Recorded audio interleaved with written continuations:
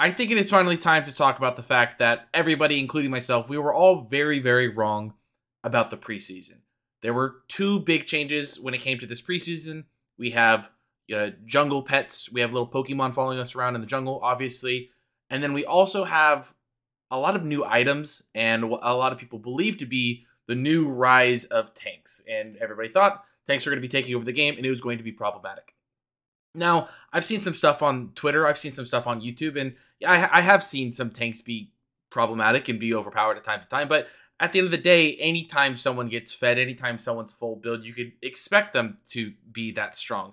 And I think people were overreacting to all these changes and seeing these clips of very niche situations and thinking our worst nightmare has come true. The preseason did make tanks far too strong. And I think, again, now it's time to think, is that actually the case, or were we all overreacting? Again, I'm just going to pull up these YouTube videos here just to kind of show everybody in the League community right now seems to think that this is coming true. I mean, look at all these videos. Tanks after the new patch, they're incredibly broken, right? Preseason, Zach Mid is unkillable with the new tank items. Tanks Season 3, daily moments, right?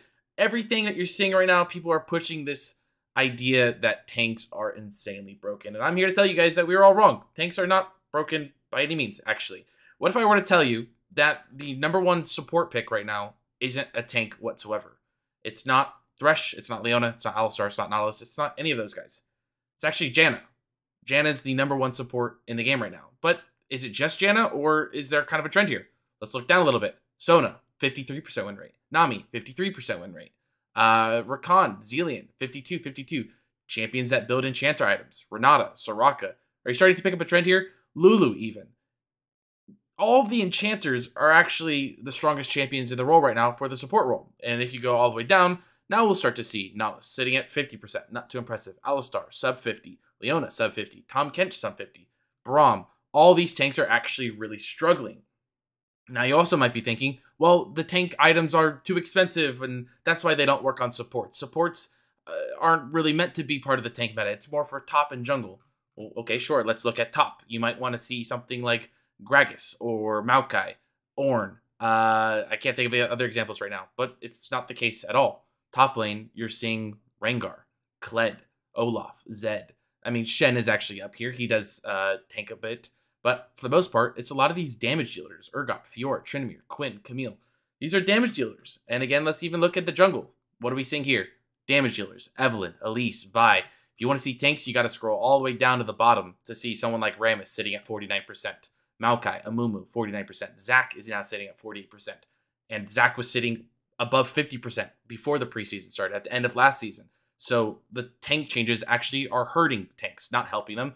So I think it's time to stop this idea that tanks are super broken and instead change your approach and start focusing on what's going to help you in the season to come, which isn't spamming all these tanks and trying to figure out the best build to take on all these tanks using these new items.